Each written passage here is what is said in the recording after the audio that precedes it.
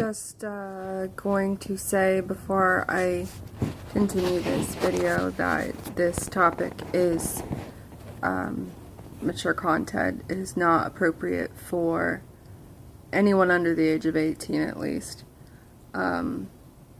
So just going to be upfront about that. In all honesty, I'm going to be filming, since I realize now that I can make a kind of intro video to the channel, because most of my content really isn't age appropriate for at least children. I think at a certain point adolescence probably is okay depending on the person, but I just did want to be upfront about that because the content and subject of this video is gonna intertwine with the drugs because of the reason for the prostitution. Basically the story of how it came about, what happened, and how I came out of it as well. And so, geez, like, I really didn't expect filming this to affect me so heavily. I really, it was something in the back of my mind that I knew eventually I was going to film on. And a few of my viewers that I've come to know through, you know, email, writing, stuff like that, it had been something kind of like, yeah, eventually I'm going to get around to it. But I just didn't know that it really was going to affect me in this way, and so I apologize that there's been a delay between the first part and this part, which I'm going to try and fit the rest of this into one video. I needed a little bit of a break before I got into it. So that previously was just kind of giving a background of who I am as a person, the tendencies that I had, you know, my thought process, my belief, and everything like that. So as far as beliefs go, as a Christian, you know, I do believe that premarital sex is wrong. I do believe that prostitution is wrong, absolutely, on a moral level and other reasons. You know, any type of drug trafficking, drug abuse in general. Not that it's really something that I'm ever going to get into on my channel much, but I have no problem with marijuana or weed or anything like that. I have no moral issue with that. I do believe because it is against the law that we should obey the laws that, you know, our government does have in place, as long as it doesn't go against, you know, my beliefs as a Christian. If it's not something that I don't believe is a sin, you know, to observe or not. But when it comes to actual drug abuse, heavy drugs, it's a huge worldwide issue, but specifically nationwide issue. And again, it's really not isolated to a specific stereotype anymore, specific type of person or race or culture or anything like that. And, you know, belief system, whatnot. There's just as many addicts or more among, you know, people of religious nature and belief as opposed to atheists. And so, though that is the reason and the drive for how I ended up getting into prostitution, that is not going to be primarily what I'm talking about. So, I titled the video, They Called Me Christy, because that's what they called me. Christy was my street name. Christy was the name that I was known by my regular clients and by non-regular clients that would just hear a word on the street. And so I think I never really did a lot of research or looked much into this subject of drug trafficking or prostitution. There were things that I knew about it. You know, obviously I knew it was an issue. Girls were getting sucked into it earlier and earlier. I know that they use women to lure other women and young girls in, which actually almost happened to me. It was actually quite frightening when I realized, back when I was a teenager, there was a woman that had set up basically a trap for me to be smuggled out of the country and trafficked. And I didn't know any better back then. I thought because she was a woman that there was like really no danger there. And she just kind of like gave me an offer I couldn't refuse. Basically, I was in an extremely violent, abusive home, and you know, it was this, oh, we can be like sisters, and I've got this really nice place. I'm moving into an apartment down in Florida. I'm actually on my way there now, and I can stop by your house and pick you up in a couple hours, and we can be on our way, and we can help each other, and I can start going back to church with you. And, you know, I've got, you know, basically I'd met her through a online like addiction recovery meeting, some sort of AANA, something that was going on online at the time that I never slept. You know, I've always been an insomniac, but particularly back then. And this particular person, who was a woman, because she ended up calling me and I heard her voice, it was definitely a woman, kind of picked me out. And that night I think I was panicking because I had taken a certain amount that I was really worried about. I'd taken like so many pills, and I think I'd actually drank a bottle of cooking wine that night. It was pretty bad. But anyways, long story short, that was about as close as I ever came to ending up in some sort of traffic prostitution ring of some sort. But other than that, it was never a subject I really looked into. I never really knew anybody specifically who had dealt with it that I knew of, and it certainly wasn't something that I really knew how it comes about with many people, many women. And it's not just a woman thing. I know that there are male prostitutes, and God help us all, you know, child prostitutes and all sorts of things like that are just terrible. But my particular situation came about via drugs. And one other thing I will add in before I continue, regarding the demonic possession that I was dealing with at that time still, which I only know is going on since Ite now, or it could have been before then, but I know at least from when he started hypnotizing, abusing, rape, exorcising, and stuff like that. Sorry, guys. The PTSD has been more active lately. I think it's just the time of year and what's going on right now. And so I get these blanks. I also have absences, which are like little mini petite mal seizures. And so it'll look like I'm thinking about something sometimes, or I just kind of blank for a second. But it's actually a petite mal seizure. And so, anyway. So, regarding what I'm about to go into, regarding my story with this, I'm not going to be making an argument regarding, or, you know, explaining or communicating whether I think something particularly was a demon or myself. Obviously, when you're dealing with a demonic possession, it's so complicated, especially from the person dealing with it internally with you. And knowing exactly what's you, exactly what isn't, exactly how much of a decision you had in a specific action or choice. There's certain things that I know for sure based on my own perception, like, say, I'm walking down the street and I don't want to be, you know, like, my body's just going, and that, like, I know that personally just from going through it. But in the end, I was not saved. I was lost. I was, not a Christian, though I thought I was. I did not know the true Jesus of the Bible. And so, whether it was demons acting out for the most part, whether it was demons influencing it initially, and then eventually just became something that was more me and another addiction of sorts, all those types of details aren't really what matters at this point.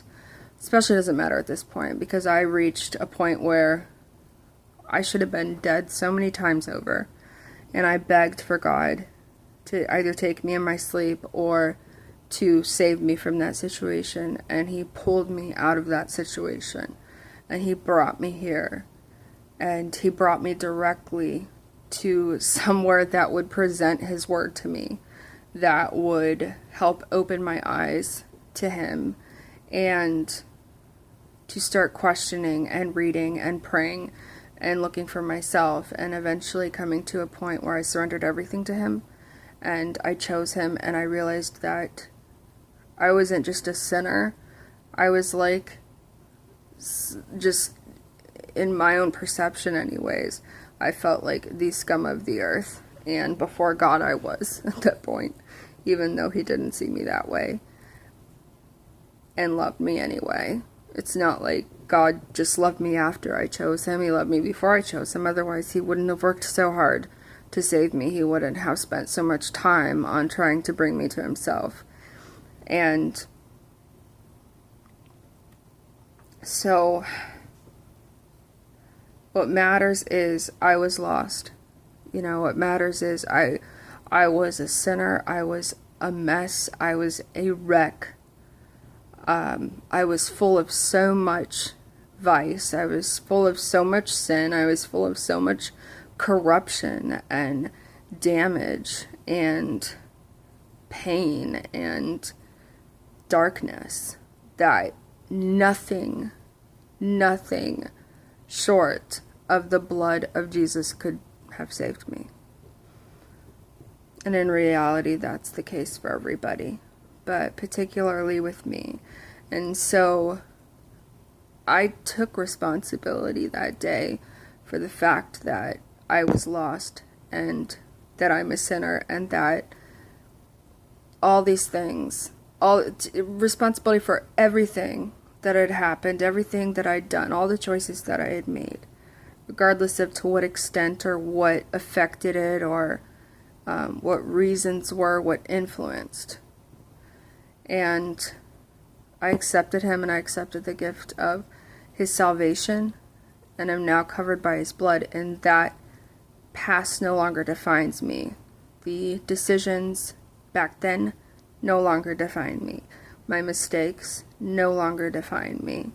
And so that person that I was previously, though I'm still Danielle, scripturally, biblically, when we are saved, when I was saved, when I chose Jesus Christ as my Savior, completely, exclusively, like there's nothing else that could possibly save me.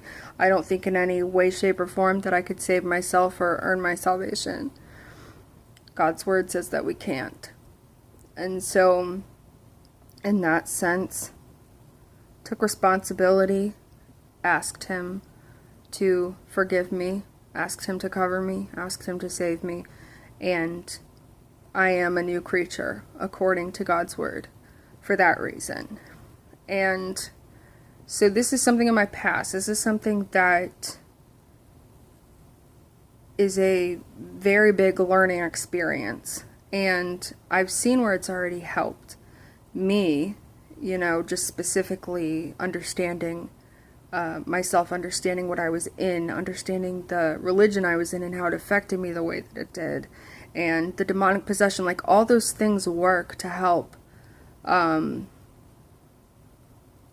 make, I don't really know how to communicate what I'm trying to say regarding this, but all's used for good in the end. God can use it all for good in the end, and he does. So, getting back on track. Christine is my middle name, so my name is Danielle Christine DeClue. And though strange, thinking back in retrospect during the exorcisms with Arlington and demonic manifestations, there were several times that a particular supposed spirit demon had surfaced and was called itself Christine. And it was supposedly some sort of alter personality type thing, which with the demonic possession, it very, very much mimics a multi-personality disorder type thing, even though now they're calling it dissociative identity disorder, which isn't even mostly backed up or believed by most psychologists and psychiatrists. It's still very controversial. I do have dissociative tendencies and a lot of different mental illness that causes a lot of similar things that happen in a demonic possession, or manifestations that happen in demonic possession, which is why there are specific things that happen that you can kind of separate, like I was saying in previous videos, the supernatural strength or knowledge of things that you could not possibly know, or speaking languages that you've never learned and don't know how to speak fluently, some different things like that, actual changing of features and things like that. And so, but as far as, for example, like the absences, it's a term for them, absences, petit mal seizures. They're little mini seizures, and I've had them most of my life, and I didn't know I had them most of my life for a while. I did have grand mal seizures when I was a baby, up until the point when I think I was around 3 years old. They said I outgrew them. But I had like the complete grand mal seizures. And as after that, and especially through my adolescence and young adulthood, people would notice, particularly my mom would notice, and kind of put two and two together and thought that I was having these petit mal seizures, which eventually I went to a neurologist and had confirmed and all that. And so the psychologist I was seeing and other therapists and psychiatrists that I've seen also have pointed out that the PTSD can mimic and look very much like a petit mal seizure, vice versa, the dissociation. And so what happened was there was kind of this debate between which is it. Am I having petit mal seizures, or is it the PTSD dissociation, whatever. And in the end, it turns out it's both. And so that's why I can have difficulty staying on track. That's why sometimes I get scattered and, I start talking about one thing and the next, and then I'll blank. And so that's something that's just a problem of mine, and it just is what it is. And so I appreciate everybody for bearing with it. But anyways, there was this alter persona, which a huge thing that I learned regarding the demonic that I still hold true today as a Christian, back when I was a Catholic, is that primary purpose of theirs is to deter you from the acknowledgement of your identity, to basically convince you that you are them, convince you that you are somebody that you aren't, convince you that you are an identity that is not who you are in Christ, that is not who God created you to be. Because if they can get you to grasp onto and hold on to an identity that is not your own, then it's much more difficult to find God. It's much more difficult to recognize God, or to hear him or see him when he presents himself to you. And so, and just in general, trying to learn truth and come to know yourself. Come to know, as far as your experiences and reality and your perception of everything, in many ways is wrapped up in your identity. And you already have enough struggle with identity when you've gone through severe trauma under the age of 2, which is when they say by 2, I think the main part of your personality is kind of sealed and closed off, like it's done. Like after you're 2, if something's happened before the age of 2, that's going to basically be a huge part of you for the rest of your life. Now, I believe there's a place and a purpose for psychology, psychiatric medication and treatment and therapy, as well as physical and medical and everything like that.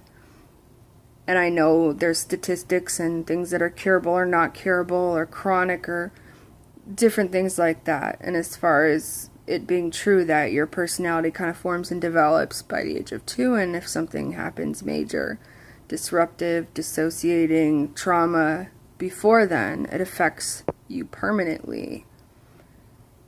But I believe and I know that God can override that, and that the blood of Christ can override that, and that he can heal things that don't make sense on a scientific or psychological understanding as far as what we know or what we have in our culture today at this point. And so there was this ulterior persona in this exorcism, and I'm going to move on from here. So when I came to Myrtle Beach, when I had left that situation in Virginia, because I really was cornered to a point where I had nowhere else to go, nothing else to do. I moved into an apartment with one of my sisters in Myrtle Beach. And I was on oxycodone at that point. I'd been on oxys for quite some time, since I had had my last major surgery. And what I've already mentioned before, and will come about when I get in more detail regarding the storyline of the drug abuse and how it developed. The medical diagnoses, the chronic pain and illness that I've suffered most of my life. I've been sick since the day I was born, and I have many chronic illness, and I've had multiple serious surgeries, abdominal surgeries. I almost died during my last surgery. After my last surgery, actually, I almost died. So it's been rough regarding that, and I've had legitimate chronic severe pain, like severe debilitating pain throughout my life, particularly in recent years, probably the last decade, I would say. And so I was, justifiably on painkillers for a good amount of my life, but the problem is I also had an addiction to them. And so I had a lot of difficulty staying on the dose I was prescribed. I was constantly building a tolerance. When I wasn't particularly in a lot of pain, a certain hour or a certain day or whatever, I would still take them. It served both purposes for me. So it's even more complicated when you have both those things going on.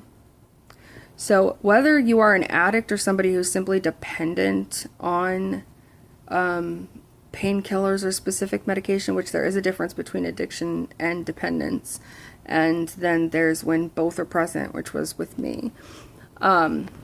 It's extremely complicated when you have so much that's going into the roots of it, and it had been going on for so long. Like I said, consistently I was addicted to narcotics since 17, and so I was I don't know why I said the other day 27, because I totally was not 27 when I moved to Myrtle Beach.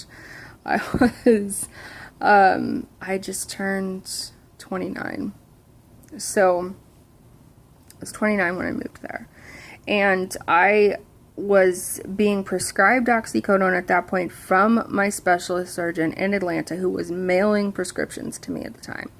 And I was supposed to be having my final surgery, so as far as we knew, needed surgery, which I still haven't been able to get yet, which I am going to need eventually, which is to take care of adhesions that are all over, basically, from the fact that they couldn't put barriers in because they had to take so much out, and it was just too invasive. And so I was on the oxycodone consistently for already a year. It was. This was in my system, and I was on around 100 to 130 milligrams a day, I think, at that point. And it had fluctuated over the times. And the problem was I was being written for a month's supply, and I would go through it in 2 weeks or less. And so I would never make it the full month. So I'd be in excruciating pain a good amount of the time. So when I didn't have the prescription, I had to find out other ways of getting the medication. But anyways, long story short, I had started trying to wean down off of them, and I had come to Myrtle Beach, and all of a sudden, instead of getting my refill that month, I was given notice from the doctor that they couldn't mail them anymore, because all of a sudden the FDA or whatever, they'd gotten a letter which had cracked down. So I get the whole thing with the FDA and all that. I'm not going to get into that. But basically what happened was I was left with nothing, and I was not given any ability to wean down. I wasn't given time to come down or to taper off. I had been on these oxys for like a year, basically. And all of a sudden they were just like, sorry, we can't help you anymore. That throws a person into severe withdrawal, like severe symptoms. not something that anybody should be dealing with on their own, most certainly. And that happens to somebody who's not an addict. If you are on narcotic painkillers for that long, you're going to have a dependence on it. Your body's going to go through withdrawal just like if you were just an addict and didn't have a dependency on it, as far as that goes. And so all of a sudden I found myself in Myrtle Beach. No doctor to refill my prescription, and in a very bad place mentally, in a very bad place emotionally, spiritually, whatever you want to call it. And I start going into hardcore withdrawal. And so that's what started my frantic search for pills. I would work all day long, online, anything I could do, trying to get pills. And it started off just me being completely honest. And let me just tell you right now, primarily most of this functioned through Craigslist, which now Craigslist has cracked down and taken off their personal section. But that is the main culprit, and I'm glad they've taken down their personal section, because it's a huge tool for the sex trafficking, the human trafficking. It's a huge tool for prostitution and drug dealing and all sorts of things like that. Everything like that. Basically, that entire personal section in Craigslist, I don't know why it took them so long to take it down, because they knew exactly what was going on it. And so I don't know if it's because of lawsuits or what that they decided to take it down, but it's basically the way to run your own prostitution business. You don't even need a pimp anymore. Like, you've got Craigslist. And now they have, they still have like backlist and stuff like that people are using. But Craigslist was primarily. And so I started out trying to keep things as simple as possible and honest as possible. And my goal was to wean down, to find help, to find enough pills to which I could wean down. And when you go into withdrawal, it's one of those things that if you've not experienced heavy opiate withdrawal, you cannot know. People will hear, oh, it's like having a really bad flu with a bunch of aches and pains. Oh, it's like being, sick, or it's like this, or it's like that. It's not like anything. It's not like anything. Okay, it's everything and more. And this is coming from somebody who has been sick since the day I was born and has been through multiple surgeries and illnesses and pain. I mean, endometriosis, which is a primary medical diagnosis of mine, stage 4, which is the worst stage that you can have. I mean, there are many, many women who will attest to the fact that child labor is by far easier and not as painful as their endometrial pain that they've been through. Now, some women don't have too bad pain with it, but a lot of us do. And so it's debilitating. I mean, I remember it brought me to contemplate suicide many times. That's how bad the pain had gotten. And so, anyways, not only are you dealing with that pain then that comes back tenfold when you are not on a painkiller for it, but withdrawal, which is not understandable unless you've been through it. There's no way. So I won't even try to explain to somebody who has not been through it. It is, that's basically the times that I did things that were unfathomable to me, to get pills, to get drugs, could only happen when I was in the peak of withdrawal, because you are so desperate. It's like somebody being tortured that's begging someone to shoot them, just to end it. And on top of the physical and chronic pain and illness, I also was dealing with the panic disorder, the PTSD and trauma anxiety. Guys, it's just unbelievable. Everything that could possibly be going on mixed is exaggerated just 10,000 fold by withdrawal. And so, as far as that goes, there was a definite desperation. And over the time that I was, of course, trying to find pills to wean down, of course, because I'm an addict in recovery now, but I'm an addict. Though I don't like to use that label, I guess, but I was an addict. Wasn't able to wean down. I couldn't get enough. I couldn't get enough to be where I felt like okay, where I wasn't in a constant panic, where I could function or sleep at all. And so, of course, that just progressed and got worse. So, I communicated, I sold things that I owned. I basically sold everything that I ever had of any value, which I didn't have a lot of stuff of much value anyway. I did pretty much everything I possibly could. And prostitution was never on the table for me. Even at that point, it was like, that's just not going to happen. And so at some point pretty early in, within the first month or so, I had already met who would become my heroin dealer the next 2 years. And I had originally gotten Percocet painkillers from him. And I had paid for them from him. Because there were several, like, guys, and in Myrtle Beach, you've got men coming in on business trips all the time.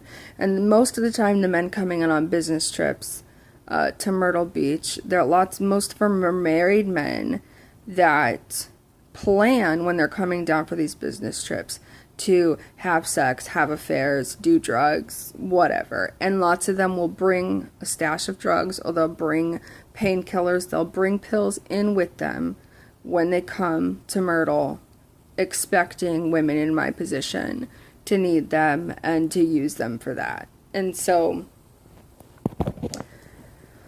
the first trick I ever turned happened in that scenario. It was a man that he's just a little bit older than me, around my same age, and he was in Myrtle from out of town for business, and I had communicated with him, and he said he just wanted to help me. And of course, there's never really anybody on Craigslist anyway that just wants to help you. But again, you're desperate. I'm desperate. I'm in withdrawal. I'm trying to stay out of it desperately and frantically every day, on top of everything else that's going on. So basically the way this played out was he had agreed to meet me that morning at the hotel he was in the lobby. And then we could just kind of like make acquaintance, talk to each other for a few minutes, and if comfortable, whatever. And then he'd give me the pills to help me out, because he's just such a nice guy, right? So anyway, I ended up getting over to the hotel, which everything was really close.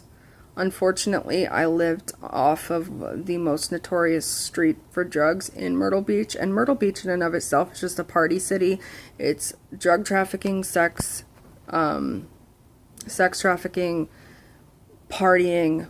That's all it is there. It's painted as a retirement place, which people do retire there. But I was in the worst area, in the worst situation. And so anyways, I met him that morning. Came off as a nice guy, whatever.